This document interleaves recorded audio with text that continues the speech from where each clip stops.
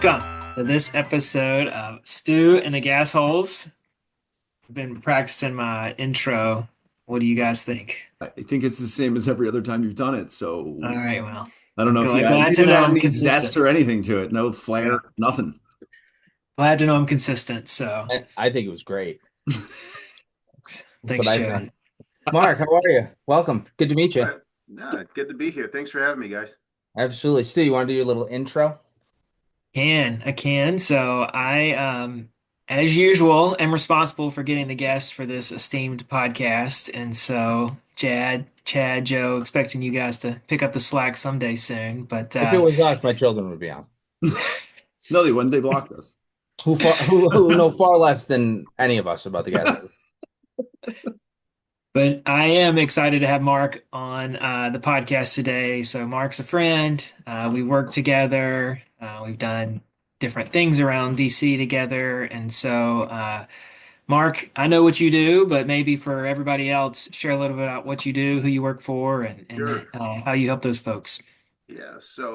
Mark Valentini, Vice President of Legislative Affairs for Plumbing, Heating, Cooling Contractors, National Association. We're the oldest national buildings trade association in the country. Been around since 1883. We represent plumbing and HVAC contractors across the spectrum, union and non-union, residential and commercial, new construction, service installation, repair, everything from your one or two truck shops all the way up to big firms with over 500 employees, everything in between. And they run the gamut in terms of new construction, just simple home repairs, renovations, particularly kitchen and bath, where you're going to have plumbing fixtures. A whole range of products that are installed, from plumbing fixtures, toilets, water heaters, the furnaces, gas and heat pump systems, air conditioning. Again, across the board, from small homes like mine, 2,000 square foot townhouse with a 2.5 ton system, all the way up to big commercial buildings with 50-ton systems or heavier. So our contractors run the gambit. 3,100 contractors across the country. We're a federated structure with 38 state chapters, about 175 local chapters, collectively employing over 65,000 skilled professionals. Wow. Wow. Nice. I have just one question. Is it ever a challenge bringing that open market or, that open shop as you would compared to the union? Do they have different objectives, I guess, is the question. No, because you got to look at it from the top end. We're representing the contractors, right? So a union contractor is a businessman just like an open shop Got contractor. you. Understood. The dynamic there is that the majority of our union affiliated contractors are going to be more on the commercial side. Some of them bleed into the residential side, do both commercial and residential. We have a lot of shops like that, particularly in the Midwest. And I know in Minnesota, actually, you have a lot of, exclusively residential shops that are union affiliated as well, which is, I kind of feel like that's kind of an outlier. But we also Yeah. have a lot of, commercial shops that are open shop as well. It's pretty cool. Very Interesting. cool. So, Nice. am I first? Yeah, now you are. Why not? Okay, I am now. Uh, so Mark, given the footprint and the folks that you work with, talk a little bit about what are they working on? I mean, are they doing gas and electric? Do you get the sense that folks like gas more than electric? They Just do talk a everything, little bit about so that. I mean, they don't discriminate, right? A lot of them are putting in gas systems. A lot of them are doing heat pumps, and heat pump technology is not new. It's been around since the 1960s. Sure. Learning the concept of and the mechanics of heat pumps are an integrated part of HVAC training. They do it all. Pretty wild. And How long? You may have said it before. How long have you been with your current organization? I'm sorry if I so I've been missed here it. six and a half years. Okay. Before that, I represented truck driving schools, small trucking companies. Beginning of my private sector career actually was in financial services, representing insurance agents and brokers, mostly on the life and health side. Okay. Did dabble a little bit in property casualty when I was on the trucking side. That's always a big issue there. Very cool. Yeah, I was just kind of curious how you kind of hopped into it. I had a question that's not on there that takes us back a little bit more. You were Sure. under Harry Reid, I think. Did you I work did, for yeah. Harry Reid? I That's pretty started wild. off. It's an interesting story there. So I was a freshman in college, and I was fortunate enough to secure an internship with Senator Harry Reid's office. He's a Awesome. senior senator from Nevada at the time, and this is before he was in leadership. So he had seats on on the Environment and Public Works Committee, and also Senate Aging Committee. And then it was, after his 98 election, that he ascended to assistant minority leader. Then he became a minority leader in '04. During that was when George W. Bush won his reelect. Daschle had lost his seat to John Thune, who's now the majority leader. And then in '06 he became majority leader after what was a very interesting midterm election. So I kind of worked my way up the ranks. I like fetched coffee for his personal assistant, Janice, who taught me a lot. Actually, I learned a lot of the habits that I have just in my own sort of work environment. I picked up from her in terms of staying organized, and that's really helped me a lot. And Yeah. after I graduated, I managed the front desk of his office and fielded a lot of angry phone calls. Uh, you know, and then from there, I went to his campaign operation in DC, raising money, for his reelect, and then also for other candidates because he was in leadership. His job is also to raise money for people in the caucus, and that's kind of part of the job, is making sure essentially that the caucus is fed, right? And so I did my part helping him do that. And after I got my master's degree in '07, I transitioned to the private sector, and then that's when I How was started. that change? How was that change going from that to that? I mean, sort of the same things, I assume a little. They Well, would over to each it other. was you know it was different. I got to be home, like after around 5 o'clock or so, as opposed to a lot of late nights. So that wasn't a terrible transition. But the demands were certainly different. But yeah, I was still a junior, so I understood the concept of sort of a leadership structure and where I was on the totem pole. That's crazy. I like that. Sorry, we always like to get into people's backstory because Of I mean course. sometimes that's we can find that to be pretty interesting. People like you're like I was a senior in college and I went to work for Harry Reid. I was a senior in college and I worked at a furniture store. So Well, here's the thing: is I did a lot of when I was in college, I did a lot of side jobs, right? Because that internship, like, obviously wasn't paying much, if anything. And so I did some other jobs as well during college. I waited tables, sure, which I think everybody should do at least once in their life. Um, I wait on my children. Does that count? Um, yeah, I also drove limousines. Oh, well, Um, that's that's cool. had a short stint as a bouncer in a nightclub in Centerville, Virginia. Nice. So well, you couldn't tell, but at the time I weighed about 240, 250 pounds. So, So your they just bouncing needed days are some, over, is what you're saying? yeah. Fair enough. Well, Um, but I will say, I mean, Chad, you opened the door, so I'll say, I mean, I think I it had is to. interesting. Yeah, I think it is interesting just to think about like Mark, you have a similar story to a lot of people in DC, right? You start your time on Capitol Hill, like you're fetching coffee, like you're just kind of like waiting, Doing whatever you waiting your can. Well, you're not turn. waiting, you're watching how things work. I and hope learning You so. know, too. That's the so hoping, right? you're seeing how things work in Mhm. Congress, right? And I knew that's what I wanted to do, right? Okay. Yeah. I was a government major since the beginning. So it's not really waiting so much as just like learning, Yeah. and watching other people, building relationships, which is Stu will tell you is a major part of this job.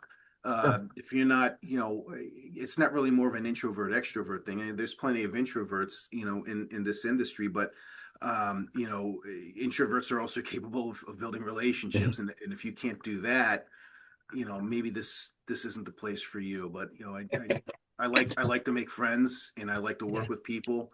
Um, and it's very reciprocal, you know, like where people are helping each other out, and Stu and I have, you know, have that kind of relationship Mhm. where, you know, I've helped him out with a few things, he's helped me out a lot with a lot of other things, and so and that's a lot of how things get done, and it's not just in politics, it's in any industry. Sure. You see I was this a gonna end lot. you with You see that. this Yeah. a lot on the contracting side, where a lot of the guys that I represent are, you know, technically they're competitors, but you know they're also helping each other out, and that ties into sort of the broader association concept, where you're networking with other people just like you, and you're learning from each other and just becoming better, you know, and upping your game as a result.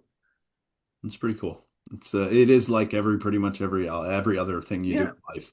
It's how you can make relationships and pretty much who you know and how good that relationship is. yeah. Now Wow. what you know is who you know, right? Yeah. We just Sometimes. said that about an hour ago. Literally, that's why I said it for your I benefit. know. Um, Mark, can you tell us a little bit more about your organization, just for those people that don't understand what you guys do? I know you kind of briefly touched on it, but if you wouldn't mind expanding on some of the things that you guys are maybe working on currently and some of the things that your, goals are for the, next 3, 5, 10 years. Yeah, so I think, you know, for just sort of the broader sense of PHCC, I think the top three things that we do, one of them being advocacy, but the other one is business development, and also workforce education, right? So, you know, on the business development side, again, you know, we host conferences at the federal level, state chapters obviously, you know, host their conferences at the state level, you know, where again you have these networking opportunities for contractors to sort of learn from each other and grow together. We have a number of business units that are geared towards professional development for our contractors. So on the residential side, we have what's called quality service contractors, or QSC. Um, and these are business coaching services that are offered, as well as networking for some of the top performing residential contractors in the country. And then, you know, on the commercial side, we have something similar. You know, not so much coaching, but more sort of professional development side, Construction Contractors Alliance, or CCA. That's going to be for larger firms, you know, on the commercial side, or those that do new construction. And then we also have a unit, UAC, Union Affiliated Contractors, and that's for union contractors, again, for networking with other union contractors who certainly have their own sort of unique challenges as well. Um, and you know they offer you know sort of sessions on you know dealing with collective bargaining agreements, you know project labor agreements, you know Davis Bacon, and then you know some of the challenges that sort of come with having a unionized workforce. And then on the education side, we have the PHCC Educational Foundation and PHCC Academy, and they develop a series of courses, um, you know, for in continuing education curriculums for employees, you know, as well as for contractors, things like backflow, backflow training. That's We pretty have a cool. registered apprenticeship program for plumbing, and also for HVAC. That's, you know, it's a DOL registered program. And so our state and local chapters that have apprenticeship programs, they leverage those, they leverage the curricula that our Ed Foundation and Academy develop. So just really quick, when we first got on here, I text my buddy who's a plumber in Massachusetts, Okay. and I said, I'm interviewing Mark Valentini with PHCC right now. What's a good question to ask him? He wrote back, I don't know. I'm an IAPMO guy, but they run a good ship. IAPMO. He goes, and I enjoy their quarterly magazine. That magazine is a great place to be seen. Everybody here gets it en masse. So I just want to pass that along. Okay. Just from a guy, Wonderful. boots on the Yeah. ground guy. We You work with touching base IAPMO, with the so normal he's folk. if he's an IAPMO guy, he's, you know, probably, you said he's a plumber, but you Yeah. know they also represent plumbing inspectors, and they develop the building codes for plumbing and for mechanical. So they have Oh, that's wild. the UPC and the UMC, and those, obviously it's a big deal in Massachusetts. That's the code, that's the model code that they use. And there's a number of other states that use that as well. We're very familiar with IAPMA. We have a very close relationship with them. I just texted him back and I said, I told him what you said. He said you're a loser. So Elroy, if you ever watch this, that was your, Elroy's never watching this, Joe. he might. I'm gonna send him the link. I'm gonna tell now he will. Um, I had a question about the workforce development because we've talked to some other people from different, different kind of like natural gas and different different sectors specifically, about workforce development. We struggle, I think, to get people, young people, engaged and involved in like the natural gas industry, our side, to Sure. become fitters, operators. People to get in that. There's not any like typical mainstream program for that, right? Like, so I was just wondering, like, what are do you guys have any unique challenges, or do you struggle getting like the younger workforce into trade, Yes. more? I mean, yeah, it's a challenge. It's a challenge to this. It's a challenge across the building trades. Yeah, And so there's a number of things that go into that. I think a I was lot of just gonna ask how you combat that, or what you guys have kind of done recently to maybe set yourself apart. Well, I mean, we have the framework in place. If you want to become a plumber or if you want to get into HVAC, PHCC has those resources to help people do that, right? And they do Very that cool. through the contractors, that are part of our association. Um, there's obviously, it's they're well-paying jobs. Right, They're highly skilled. It's not for everybody, and it's hard work. right, Right. And so, there are some people that look at that and say, well, I don't know if this is for me. I think a lot of it is also cultural. And that's something that's kind of hard to overcome because there's no policy or anything that you can do to really, fix that. right. Just cultural attitudes need to change towards the trades. When I was growing up, it was my parents expected me to go to college, and they never said no, you're not going to be a plumber or anything like that. But Right. that wasn't a thought that occurred, Wasn't an idea. right? I've said that to my parents. I was like, why didn't you tell me about like plumbing or electrical work or something like that? Everybody's goal was like, I don't know what to do. You're going to go to college for 4 years and figure it out. And Spend I kind 50 grand Right. a year. And and so, and the reason I asked, I'm sorry to interrupt you, but the yeah, reason I no, asked is with the internet and with the invention or the advent of AI becoming far more popular, I feel like those highly skilled trade jobs, like plumber and all the things that fall underneath that are I think they're more critical because you're kind of getting more sure. people to move out into, more of that technical field and not so much into the, no, kind of, the work you do with your hands, Yeah. So I wonder if I guess my question really that falls there is, have you guys seen, because of technology advances, that you're having a harder time pulling people into that pool than you No, could have? if anything, we've seen a change over the last few years. Obviously the student loan crisis ties into that, Sure. where, people are realizing that a college degree isn't going to get them the job that they want. That's not always the case, but a lot of times it is. I think, It sure is. you have a student loan crisis that I think was fueled in part by everybody like wanting to go to college, and Right. too many people simply just went to college. And you've diluted the labor pool with people that have degrees, and so those degrees are not really as valuable maybe as they once were. Or they And weren't at so, all. Like yeah, three to or at five, all. three And to five so people I know have a sports management degree, and they don't do it's anything to do with sports or yeah, management. and The philosophy ones are the ones that get me. right. And so it becomes highly, it becomes much more, much more competitive where it's not enough to have that degree. Yep. There's other things that you need to do to become more competitive, right? And so, It's interesting. and you combine that with the COVID pandemic, and we've seen a sharp increase in interest in the building trades because people are realizing that, during the pandemic, tradespeople were essential workers. And there's, job security there that, it can't be found anywhere else. People in an office are more easily replaceable than someone, Yeah. with a highly, who are highly skilled in a particular trade that people need. People need plumbing. People need to be comfortable inside their home, whether it's having access to clean water or comfortable air temperature. Right. That's never going to go away. And, I don't anticipate that robots are going to be coming in anytime in our lifetime to do that work. So we've seen an increase, and that created, I think, some change where we have a lot more interest in the building trades. I mean, it's still it set us on the right trajectory, but it's still going to take a long time to correct it and make sure that we have enough people in the labor pool, and not just enough people, but making sure that those people have the skills that they need. Right. So that they get hired. It's one thing to be a plumber. It's another thing to be a plumber that's highly skilled. Right. Um, Yeah. I think, I mean, well, I'm sorry, I kind of hijacked this. I would like to shift it back to natural gas. Yeah, way to go, bro. 'Cause that's kind of where the area of expertise that we have, I guess you would say.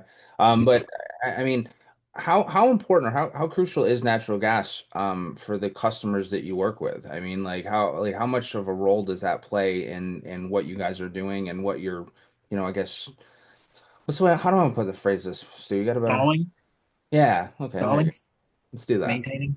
well, for starters, I mean, if it flows through a pipe, then a plumber is the one that's doing the work, right? And so when it comes to natural gas, there's a lot of homes and especially commercial buildings that rely on natural gas to provide hot water, to provide warm air, to provide that energy that they need, because sometimes uh, electricity isn't enough, or it would require a much higher electric load in order to make a building comfortable, right, and healthy. And so you know it's it's important for people to have gas appliances if they have them in their home, right? And so it often offsets the cost of electricity. So I live in a home. It was built in 1977, but we don't have access to a gas utility. Mhm. And so my home runs on a heat pump. And so during the winter time, it gets a little bit more expensive, that electric bill. But Yeah. if people with natural gas, they still have they're more likely to have a more consistent electric bill, probably a little bit more in the summer because they're running AC. Um, but for the most part, when they have gas heat, and when they're using a stove, that's just something that uh, I think the public is now starting not to take so much for granted, because you have this decarbonization push, Right.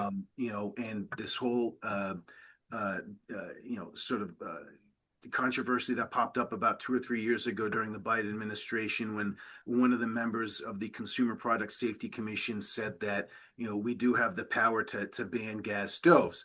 And so a lot of folks, particularly Republicans, had jumped on that and said they want to take away your gas stoves. And up until that point, PHCC had struggled to sort of explain to people why it's important to have Yeah. natural gas. And so you had this one CPSC commissioner who had this thought, and it completely, someone that's obviously not on our side on this issue. Backfired a little bit, huh? It backfired considerably, because after that, that's when our message started to stick, and that's when the light bulb started going off in people's heads. Wait a minute, I don't want to lose my gas stove. Um, and so particularly in colder climates around the country, in the Northeast, in the Midwest, you have a lot of households, particularly in non-urban areas and rural areas where natural gas infrastructure is not feeding out to sort of that final mile. Right. They rely heavily on delivered fuels like heating oil and propane. Yeah.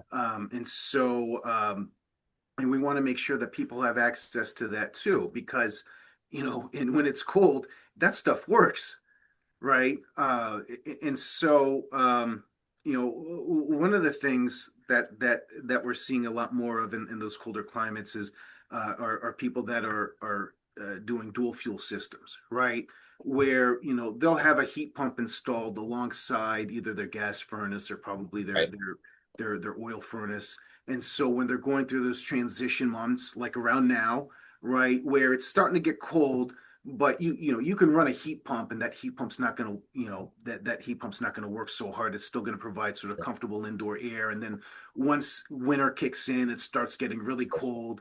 Temperatures are dropping below 32 degrees. Then they can switch from that heat pump to the gas system and maintain that comfort.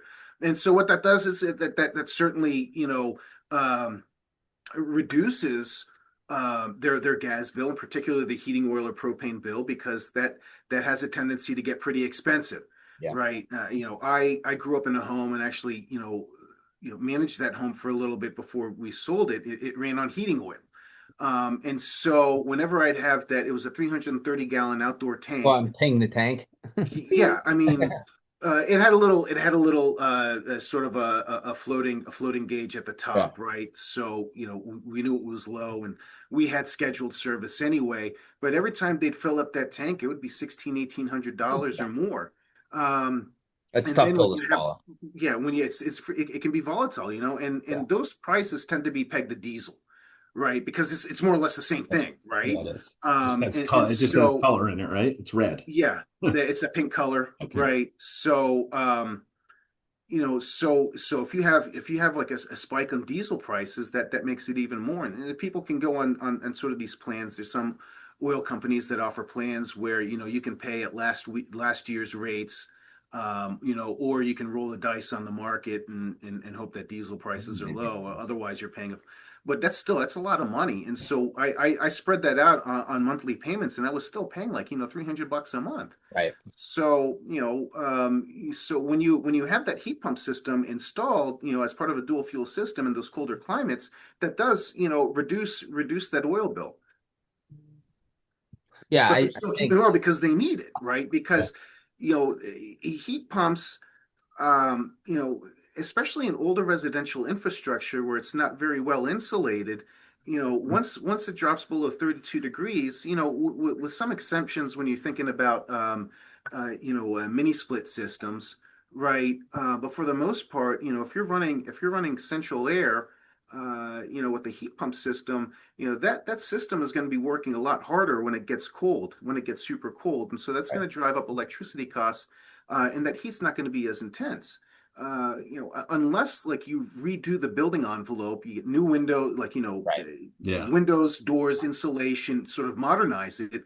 But that comes at a substantial cost. I got a quote for that for my house, and it can be upwards like $50,000, $60,000. My house was And built in so 1890. To do that, it would cost more than the house is worth. yeah, in some cases, yeah, but at the same time, there are homes like newer homes and modern homes in those cooler climates that are running on heat pump systems, and they're doing fine. But those folks can also afford to do that too. Right. Yeah. I think it comes down to an affordability thing. I think that's Yeah, what's just it all scary. comes down to affordability. What it comes down to in the end, guys, is that it's it's not it's not so much the efficiency side, and I think that customers do care about that a little bit, right? They want, when you're going for a car, I think a lot of consumers, they prefer the Lexus. They want the leather, they want the sunroof, but when it comes to home comfort, they want the Camry. They want something that's reliable. This is not an Good endorsement of point. Toyota, but I mean, they want something that's Yeah. reliable, that's going to work, that doesn't cost much to maintain, that doesn't cost much to fix, and so that's what it comes down to. And a lot of times, it's those gas appliances that sort of fit that mold. Just to Toyota, the views and opinions expressed by our guests do not reflect the views. Yeah, no, No, I I'm will just kidding. say, About the isn't Toyota Camry and thing. Lexus are the same company? Yeah, I So was at gonna least No, you I say. got know. that. I was Yeah, just that's kidding. that's true. Right. They I got just that kidding. covered. Hey Mark, just real quick, you mentioned IATMO and building codes. Probably not the sexiest topic to cover, but No, but I mean, building codes are important, right? And they can impact consumers significantly. And so, just talk a little bit about what PHCC is doing I when it can't really comes to get building technical. codes. Building codes can get. I'm just gonna like preface Yeah. this by saying that the building codes are incredibly technical, and that Mhm. is not my area of expertise. But what I can tell you Wasted about on us building us anyway. either. codes, yeah. Uh, So what I can tell you about sort of the concept of building codes is that it ensures that buildings are resilient and that they are built right. And contractors take that code very seriously when they're performing work. Whether it's mechanical, whether it's plumbing, whether it's electric, whether it's fire suppression, there are codes and and it dictates how you install these systems, how you build them out to ensure that it works the way they're supposed to work every time, and ensures that a building is resilient. And those codes tend to vary depending on what state or in what region you are in the country. So in states like California, they're going to have a building code that's Impossible. particularly like and they tend to be a lot of municipalities will sort of take a model code and then they'll make amendments to it to sort of adapt to the environment that they're in. So places like California, you're going to see building codes where buildings need to be resilient in the face of earthquakes and wildfires, right? Making sure that they're resilient in the face of those challenges. Places like Florida, you want to see building codes that are going to be more resilient in terms of storm and water surges. But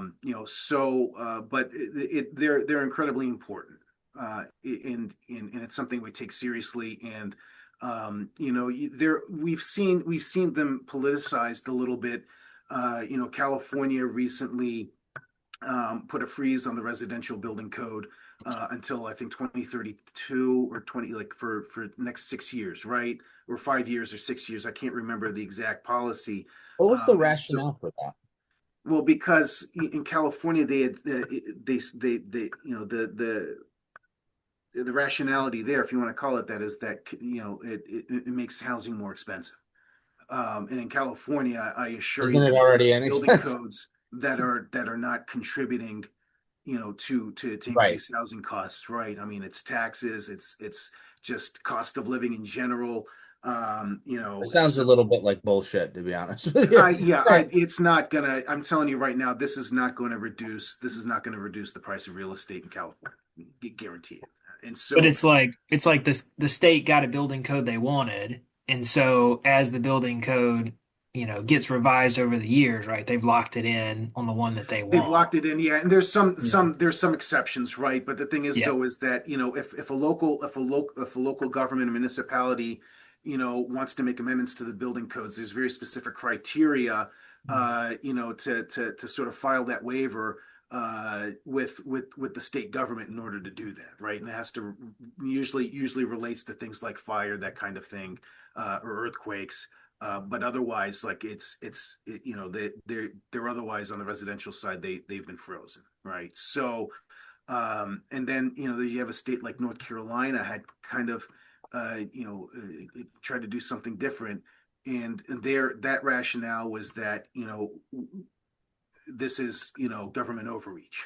So you have these two parts of the spectrum, either like building codes makes your home more expensive, or building codes oppress your rights. Yeah, it's weird because I mean, we talk about California. I live in New York, Okay. which is Close. it's cut from the same Second. cloth. Close second.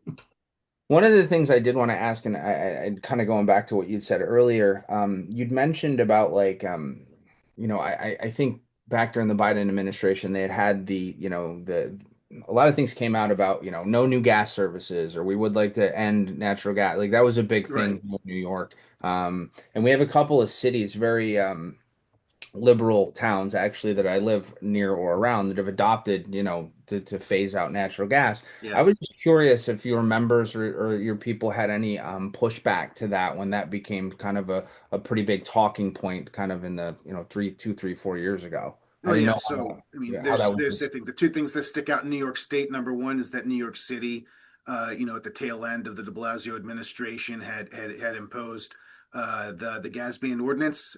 Began starting last year. Actually, implementation started last year Yeah. for buildings under 7 stories, and then implementation for buildings over 7 stories is going to begin next year, I think in July. Right. And so we have a regional chapter there, Association of Contracting Plumbers of the State of New York, alongside other stakeholders, including PHCC National, filed a lawsuit in federal court, saying that New York City can't do this, that this is a clear violation of the Energy Policy and Conservation Act in 1974.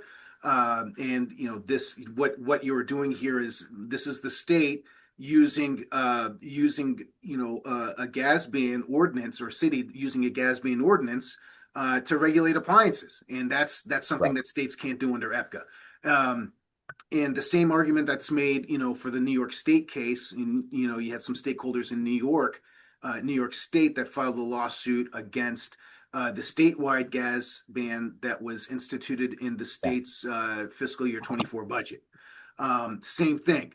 And they're using the same arguments that succeeded in California, in the Ninth Circuit, where City of Berkeley, first one in the country to ban gas in new construction. You had a lawsuit that was filed by the California Restaurant Association, which obviously, makes sense because nobody wants a steak cooked on a George Foreman grill. I did in So, college. yeah. And if you can imagine a restaurant running electric stoves, that I imagine, their bills are going to go up significantly. And so anyway, they filed a lawsuit in federal court, and it was initially shot down. They appealed it to the Ninth Circuit Court of Appeals. Three-judge panel had shot it down, and then they went to the full Ninth Circuit, appealed it again, and the full Ninth Circuit actually reversed the Berkeley ban, and they said that this is a violation of EPCA. Just because you're banning gas connections, which maybe is not covered in EPCA, the intent is to prevent people from using gas appliances. Ergo, you're trying to regulate appliances. Ergo, you're violating EPCA, and you can't do that. Did that same outcome for New York, or is that still up in the No, air? so both lawsuits in New York were dismissed. One by Southern District of New York, which is where the city lawsuit is, and then the Northern District of New York, where the statewide lawsuit is. And so both those cases are being appealed. I gotta get And the hell out of so, here. so we'll just have to see how that plays out. So, It's not realistic, and I think that's one of the craziest things for us is like there's no it's not a realistic goal. I mean, the expectation that you would even if you upheld that, to have to require people who are already struggling financially in a lot of different areas to go out and have to replace all of their already working appliances because of something, it's just not gonna. so proponents would counter that by saying there's plenty of state and federal incentives to help do that, and to offset Are the there? cost, but it's still going to be a cost, right? Because Number one. because I have family members that live in areas that they don't have a pot to piss in or a place to keep it, and if you told them they had to go buy new washer and dryer, new stove, new furnace, I don't care Right. any you have whatever state incentive you like. Well, And yeah, they no, don't- and it doesn't just end at appliances, right? So, they're probably running a 120-volt electric panel. They're going to have to upgrade that, so that's probably going to be an additional $4,000 or $5,000 cost right Right, there. right. If they're in a colder climate, having to run a heat pump, and they don't have the option of running a dual fuel system, they'll need to think about how they're going to insulate the home to make sure that there's no heat loss there. And then, like, you look at the city lawsuit, gas is not going to be allowed in buildings over 7 stories. How are you going to provide heat and energy to a skyscraper in Midtown Manhattan? With electric. Right. I mean, Where's the so electricity going to come from? they're running, Yeah. those are Steam. buildings where heat is often provided by steam. Steam, yeah. They need to move hot water up multiple stories. And gas is still the most efficient way to do that. Right. And Well, and I once you think start, I was just going to say, I mean, the incentive thing, I mean, that's a good point, Mark, is because it's like, I mean, I get it. Like different people pay different taxes, but I mean, like if you're using incentives to offset the cost, like that's still a cost on the That's- resident of the state because they got to It's pay still a- taxes, right? yeah. I don't think they could get any more from us in New York. I mean, I don't know. It's like blood from a stone kind of situation. Anyways, I didn't mean to hijack that again. I just want to get your perspective because, That's all. Yeah, obviously I mean, that's the relevant. crux of our, Mm. I mean, it's not, I don't think it's a sidebar. I think that this is the crux of PHCC's energy policy, is that these are the costs, that are being imposed, Yeah, both financial and then just from a logistical standpoint. Like, right. it's not, and then if you look at it, you start incrementally, it's one thing if you electrify one building, and there are like some super efficient buildings that are out there that I imagine are very expensive. I mean, they exist, but Sure. as you start like electrifying more and more buildings, that's going to put more and more strain on the energy grid. And so, where are you going to get that energy? And wind and solar, Ain't gonna do it. is not going to be enough. You can't just it's not just going to run exclusively on that. Nuclear is expensive. Building a nuclear plant can cost billions of dollars. It certainly put plumbers to work. Yeah. With the amount of water that are used for cooling systems. So then what are you left with? Are you left with coal? You're left with natural gas. And coal's not really in the equation anymore. But at least with the phase out of coal, at least natural gas was able to fill in that gap because we have so much of it, and it's so abundant. But let's Um, also not lose track of the fact that I think people do is because, and we've talked about this on previous shows, but people sometimes lump fossil fuels together. I mean, right. natural gas was a clean transition fuel. It was considered a green energy source for a long In the time. The 90s. same groups that are pushing these decarbonization policies now are the same groups 10, 15 years ago that were talking about how natural gas is the future, that it's critical to an energy trend. Right. So what happened? All of a sudden in 2018, 2019, they just like completely Yeah. reset, forgot that they were making these arguments, Yeah. And people so also lose sight of, I mean, natural gas has reduced emissions, I mean, and cleaned up the environment drastically from when we were, specifically, really a coal burning society. And right. it gets like washed under the bridge. Now we're just one of the other. Now we're thrown in the bad pile, and we got these, and I It's don't know. That's a frustrating part of what we do because, you know, a lot of times we hear people like, "What do you do?" And sometimes I don't want to tell people. Like, "Oh, we work in the natural gas." It's like because I live in New York. Keep in mind, right? Like, so you Right. never know what you're going to encounter, and I think sometimes that all gets lost on people. Either they don't know, the information hasn't been readily available to them, or it's been demonized by politicians to Well, push an agenda. you And know, one of the craziest things to me, for some reason the other night, I don't know why, because I'm a weirdo, I was on the US debt clock.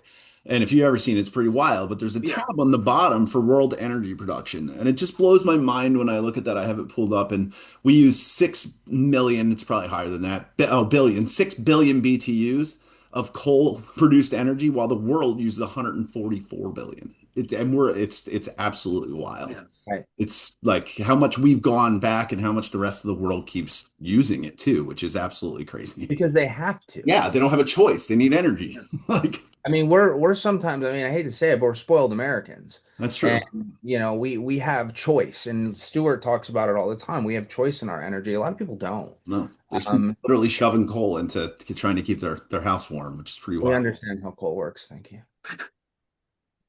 Yeah, You want to draw a picture? Tell us actually, more. I was. Tell us more, big brain. Sorry.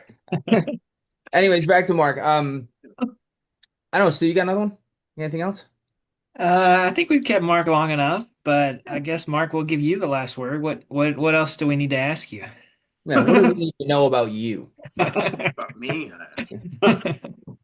Long walks Uh, on the beach, typically Malibu Bay breezes.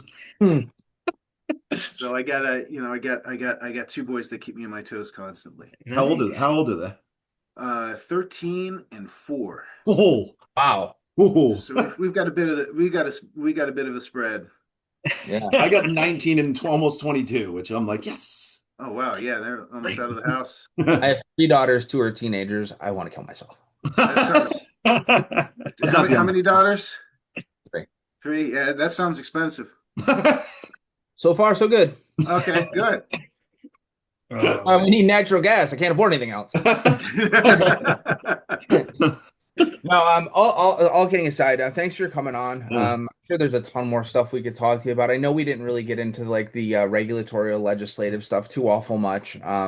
But to be honest with you, I probably wouldn't have understood it anyways. So, the uh, government's still shut down, so we don't need to talk about that stuff. yeah, well, yeah. I think Stu will tell Um, you that we're certainly operating in a better environment now than we were in previous years. Yeah. That's Things are good. starting to change, and not just with the administration. I mean, obviously, we want to be objective. The administration has made no secret of its desire for sure. energy development. But I don't think it's that. I think it's because of a lot of the things that we had just discussed that there are leaders at the top that at one point were inclined to sort of go down this decarbonization path, and we're starting to hear them kind of dial that back a little bit as the realities start to set in. So I think that those two things just sort of like, we're operating in a different political environment, and then we're starting to see, leaders kind of, understanding a lot of the pitfalls of decarbonization policy is going to shift the trajectory in a better direction for us. In all seriousness, though, do you think that that's because, and you mentioned it briefly, but because of the administration? I mean, because we've talked about this again in the past, and it seems like every 4 years, it's like environmental is the most important thing, and then you get a Republican, and then they kind of, and it's like And this. I guess, yeah, I think that plays a significant role in it.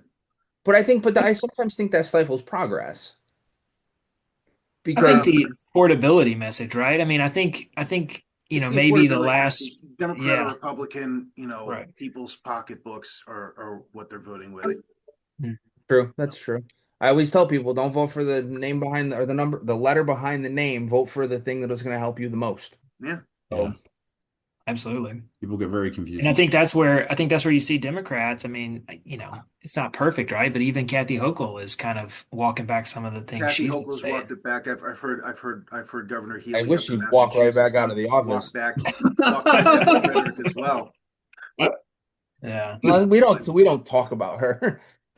It's again, it's tough in New York, right? Like it's just different. People that don't live here don't really fully understand some of the crazy things, and we're led around by, New York City, and that's what's crazy. Like every policy decision, every legislative thing comes out of New York City, and Yeah. then people forget that there's a whole big rest of the state that is impacted by a lot of that stuff heavily. So I don't know, but I could spend another 20 minutes complaining about New York if you like, but pass. Please don't. What? All right. Wrap it up, Stu.